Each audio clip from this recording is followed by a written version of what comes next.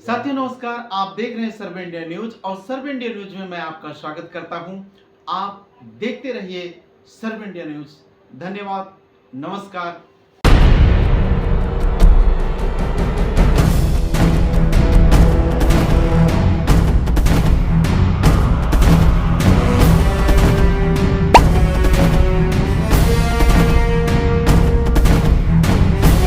बुद्ध जी इस देश के संविधान के निर्माता परम पूज्य बाबा साहब शाम से बहुजन समाज पार्टी के संस्थापक मानव मसीहा श्री कांसी राम साहब बहुजन समाज में जन्मे अन्य सभी संत गुरुओं महापुरुषों को नमन करते हुए आज पिछड़ा वर्ग कार्यकर्ता बैठक विधानसभा कादीपुर जनपद सुल्तानपुर में आयोजन हुआ है। इसकी अध्यक्षता कर रहे हैं भाई रवि प्रकाश कुशवाहा जी, मुख्य मंडल प्रभारी। विशेष अतिथि के रूप में छोटेलाल मौर्य जी, भाई रमेश गौतम जी, सुल्तानपुर भाई सर्वेंद्र अम्बेडकर जी जिला सामने हैं, चाहे मंच पे है चाहे इधर पीछे बैठे हैं, सभी साथियों का मैं अपनी तरफ से बहुत बहुत हार्दिक स्वागत अभिनंदन वंदन करते हैं।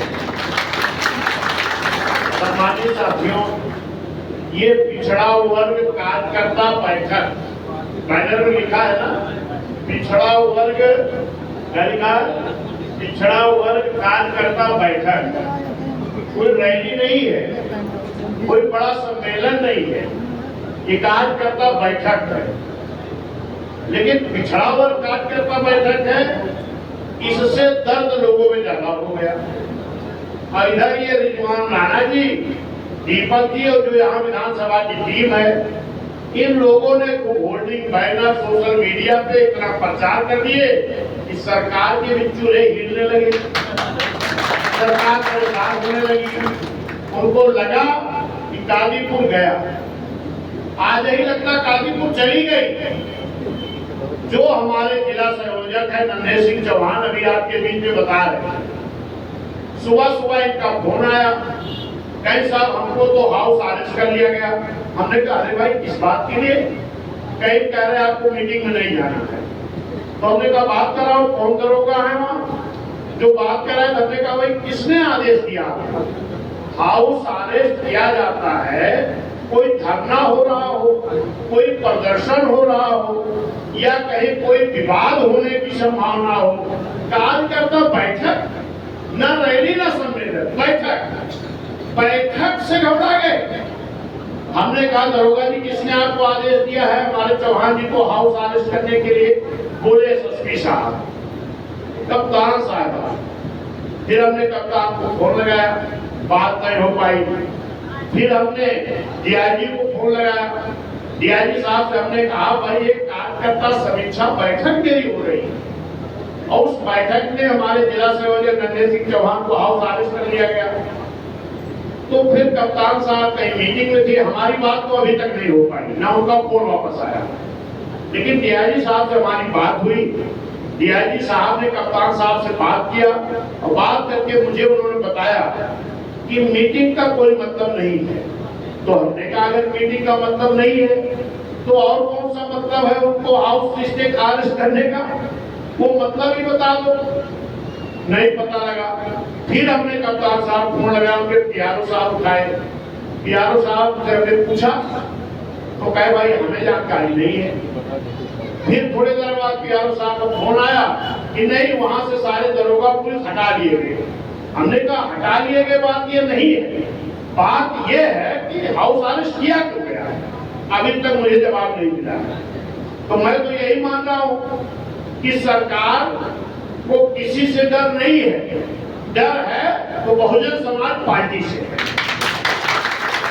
तो मैं सरकार से ये बता भी देना चाहता हूँ कि अगर आपकी सरकार में हमारा युवा डॉक्टर नहीं बन सकता, नीट की परीक्षा का पर्चा लीक हो जाएगा, हमारा युवा एसएससी की परीक्षा नहीं दे सकता, पर्चा लीक हो जाएगा, जगह निकालोगे, फार्म भरेगा, परीक्षा देने जाएगा तो पर्चा लीक हो जाएगा, तो ये जनता आपको तो नहीं रहने देगी, ये तो पक्का है।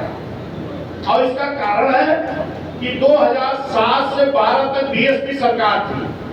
बीएसपी के सरकार में ध्यान दीजिएगा, बीएसपी के सरकार में छात्रों के हित के लिए माननीय बहन जी ने 5000 प्राथमिक विद्यालय बनाया है और भाजपा सरकार में बंद किए जा रहे हैं। 5000 प्राथमिक विद्यालय, high school college, inter college, homeopathy college, paramedical college, engineering college, Shakuntala Mishra विश्वविद्यालय, जिसमें 50% मुख्य बच्चों को पढ़ने की व्यवस्था है। ओबीसी बच्चों को, एससी एसटी बच्चों को आईएएस की कोचिंग फ्री छत्रपति साहू जी महाराज जी के नाम से भागीदारी भवन में बना था। शिक्षा के क्षेत्र में नंबर 1 पर बीएसपी ने काम किया।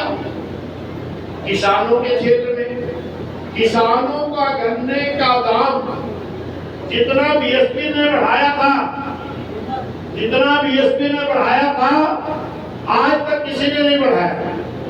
ये मैं नहीं कह रहा हूं।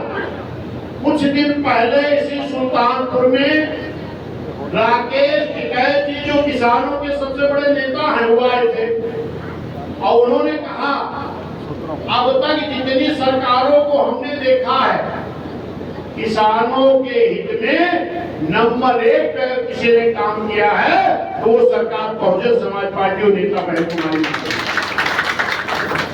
कौन कह रहा? मैं नहीं कह रहा हूँ, किसानों के सबसे बड़े नेता राकेश टिकैत जी कह रहे हैं। इसका मतलब छात्रों के हित में नंबर 1, किसानों के हित में नंबर 1, कानून के नाम पर। कोनो भाजपा वाले से, सपा वाले से भी अगर आप चौराहे पूछ लिया तो कहे भैया चौराहे तो ना कह सके, लेकिन अगर घर में हमने पूछवा तो यह बताओ कि कानून का राज अगर केवल सरकार में रहा तो बहन जी की सरकार में किसी के ऊपर अन्याय अत्याचार नहीं होता था, अधिकारी टाइम से ड्यूटी पर आ जाता था। ये किसकी सरकार में था? बहन जी की सरकार में। और सरकार के द्वारा नौकरी, माताओं बहनों थोड़ी देर और समझ लीजिए, इसीलिए किसी बोलने नहीं दिए, बैठ जाइए थोड़ी देर और, हम समझ रहे देर हो रही है आपको। सरकार के द्वारा 2 मिनट और बैठ जाइए, जल्दी खत्म करेंगे। सरकार के द्वारा सरकारी नौकरियों में सबसे ज्यादा बहन जी ने किया और प्रेस भर्ती किया। पुलिस की भर्ती उस वक्त कांग्रेस सरकार के गृह मंत्री ने तारीफ की थी कि अभी तक ऐसी ईमानदारी से पुलिस की भर्ती किसी गवर्नमेंट में नहीं हुई जो बहन जी ने कराई। पुलिस की भर्ती, मास्टर की भर्ती, गार्ड की भर्ती और सफाई कर्मी की भर्ती तो 1,08,000 से ज्यादा 1,08,000 से ज्यादा भर्ती की गई। ये भी नया पद सृजित करके, ये पद नहीं था, आज तो जो पद है वही नहीं भरा जा रहा। ये गुजराती लोग गुजराती मॉडल लागू कर दिए। गुजराती मॉडल क्या है?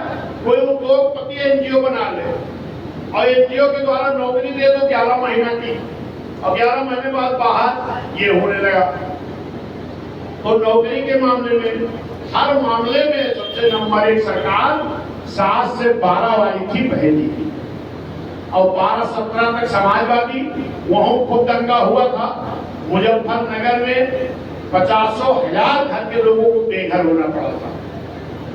आज ये फिर 17 से 12-17 समाजवादी, 17 से अब तक भाजपा कर रही है। इसमें तो आम जनता उग गई है। कोई भी वस्तु ऐसी नहीं है जिसकी कई गुना महंगाई बढ़ ना गई। आम जनता परेशान है। तो साथियों, अगर तीनों सरकारों की तुलना उत्तर प्रदेश की जनता कर रही है तो निश्चित है तीनों सरकार में बेहतर सरकार बहन जी की थी। इसलिए 2007 के तर्ज पर जनता का गठबंधन बना करके फिर 27 में बहन जी को मुख्यमंत्री उत्तर प्रदेश की जनता बनाने का काम पानी बनाने का काम करेगी, ये तय हो गया है। लेकिन आज ये पिछड़ा वर्ग सम्मेलन है, हम पिछड़े समाज के लिए 2 मिनट बात कर लें। अभी प्रधानी का चुनाव होना था, मेंबरी का चुनाव होना था, जिला पंचायत का, वो भी भैया हमारे तैयारी निकला है जोर से। तो ये जो पिछड़े समाज के लोग जो प्रधान बीडीसी, डीडीसी, जिला पंचायत बनना चाहते हो, नगर पालिका, नगर पंचायत, टाउन एरिया, महानगर पालिका, यानी आपका आरक्षण आज भी आधा अधूरा है। आधा अधूरा मैं क्या कह रहा हूं? ये सीट एससी समाज के लिए आरक्षित है कादीपुर, बोलो है ना? क्या बैकवर्डों के लिए कौन सीट आरक्षित है? विधानसभा में नहीं है, लोकसभा में नहीं है। आपको आधा अधूरा आरक्षण मिला है, आधा अधूरा। अभी टेक्निक कमी से, ये हमारे थोड़े अपनी कमी से। अब एक आप मैं बताओ, ध्यान से सुनवा तो समझ में आए। हम इसीलिए टाइम लेके आते हैं, क्या कुछ समझाओ में घंटा 1.5 घंटा लागत है। इसके लिए किसने प्रयास किया आरक्षण दिलाने के लिए? आज जान लो, ये प्रयास किया डॉक्टर B.R. अम्बेडकर का।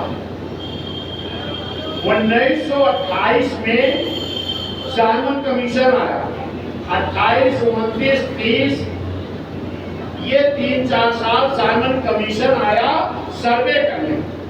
क्या चीज के लिए? आरक्षण देने के लिए। सर्वे किसका हो रहा था? किसी जाति का नहीं हो रहा था, सर्वे हो रहा था जो लोग आर्थिक, राजनीतिक, शैक्षिक, हर तरह से जो पिछड़े थे, मत करो फोन भाई, हर तरह से जो पिछड़े थे उनको बाबा साहब आरक्षण दिलाना चाहते थे। बड़ी सिफारिश करके तो साइमन कमीशन आया था। और जब साइमन कमीशन आया था तो उस वक्त तमाम दल के लोग विरोध कर रहे थे। साइमन कमीशन को बैक, साइमन कमीशन वापस जाओ। लेकिन बाबा साहब लड़ाई लड़ते रहे। और जब साइमन कमीशन आया तो गांव में जाते थे लोग कि आप बता दो, आर्थिक, राजनीतिक, सामाजिक स्थिति अगर कमजोर हो तो आपको आरक्षण वाली सूची में नाम लिख लें। तो कुछ लोग तो बाबा साहब की बात माने, क्योंकि बाबा साहब दिन भर कमेटी के साथ रहते थे और रात में पिछड़े लोगों के मोहल्ले में जाते थे। पिछड़े जाति वाले नहीं, जो पिछड़े थे आर्थिक, सामाजिक, राजनीतिक रूप से, उसमें कोई SC, ST, OBC नहीं था।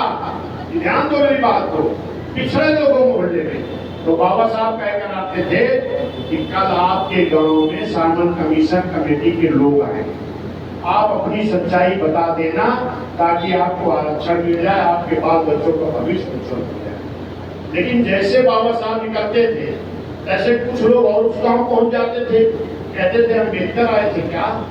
कहते थे हाँ बाबा साहब तो आए थे। क्या बता के गए हैं? कहीं यही कह के गए हैं कि सूची में नाम लिखा देना ताकि आरक्षण मिल जाए।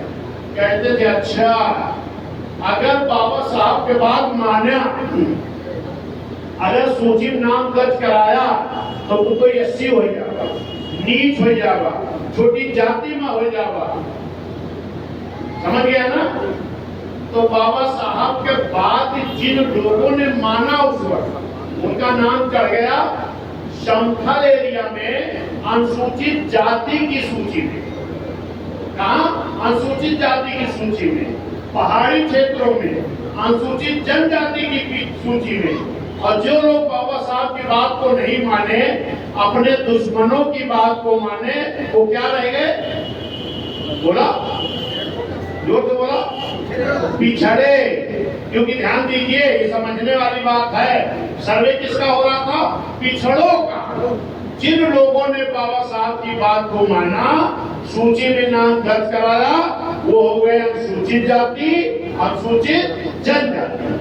और जो लोग बाबा साहब की बात को नहीं माने, वो रह गए पिछड़े के पिछड़े। वही है यादव जी, कुर्मी जी, पाल जी, गहलिया जी, मौर्य जी, नाई जी, विश्वकर्मा जी, लोहार जी, चौहान जी, विश्वकर्मा जी, ये वही हुए जो वही सच्ची बाबा साहब के बात ना मानी। आवाज कहा कि हमें तो आरक्षण ही नहीं मिला। ये 80 के विधानसभा हो गया, लोकसभा हमारा नायक है।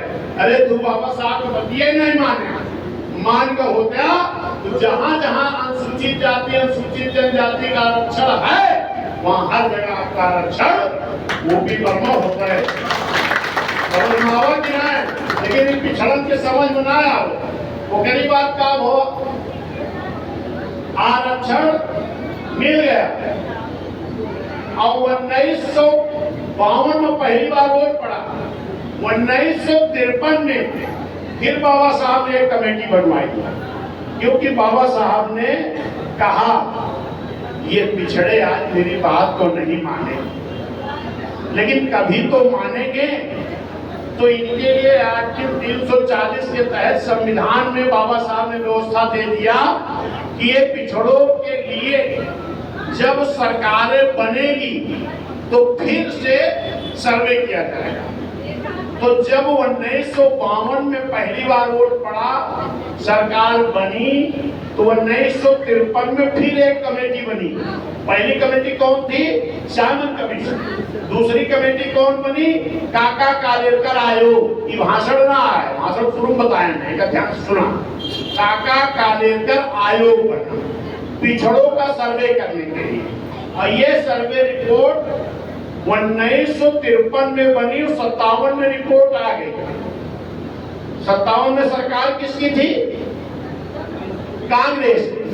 अगर 57 में काका कालेलकर आयोग की रिपोर्ट अगर लोकसभा राज्यसभा के पटल पर रख दिया गया होता तो 57 में ही आप बीडीसी, डीडीसी, जिला पंचायत चेयरमैन, नगर पालिका, महानगर पालिका, वार्ड सदस्य मेंबर बनने लगे। कब? 57 में। जितना बड़ा भाई तुहार नुकसान था समझ लिया तो मजा आ जाए, लेकिन ये करीब टाइम भाषण ना होके तो 2-3 घंटा बैठक पर समझता। 57 में काका कालेलकर रिपोर्ट आई, यही कांग्रेसी लोग उसको संग्रहालय में रखवा दिए, लागू नहीं किए। 57 से कैसा बीतेगा?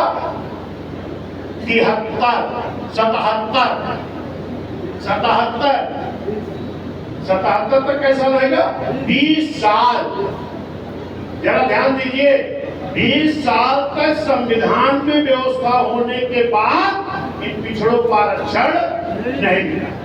20 साल बाद कांग्रेस के खिलाफ 1977 में जनता दल ने एक मोर्चा बनाया, बहुत बड़ा गठबंधन, कि कांग्रेस को हटाओ, कांग्रेस को हटाओ। ये कांग्रेस वाले काका कालेलकर आयोग की रिपोर्ट लागू नहीं किए, पिछड़ों को आरक्षण नहीं दिए, इसलिए इनको हटाओ। जनता दल के बहकावे में पिछड़े आ गए। जनता दल ने ये वादा किया था हम आएंगे काका कालेलकर आयोग की रिपोर्ट लागू कराएंगे, लेकिन जैसे जनता दल की भी सरकार बनी, जब तक प्रधानमंत्री नहीं बने तब तक लागू करावे कहीं, और जैसे प्रधानमंत्री बने तैसे कहीं काका कालेलकर आयोग की रिपोर्ट तो पुरानी हो गई। अब इसके आधार पर पिछड़ों को आरक्षण नहीं दिया जा सकता। ले लो, इस देश की सरकार बनाने की जिद करेगा तो इसी समाज में तमाम लोगों को हो सकता है नीला झंडा लेके भेज दिया जाए, लेकिन आप ये मान लेना, कभी भी आपके गांव में, आपके घर पर, आपके चौराहे पर, आपके बाजार में अगर नीला झंडा हाथी छाप वाला आवे तो मान लेना माननीय कांसी राम साहब। समझिए कि ना भैया? नीला झंडा हाथी वाला, तब माननीय साहब आएंगे।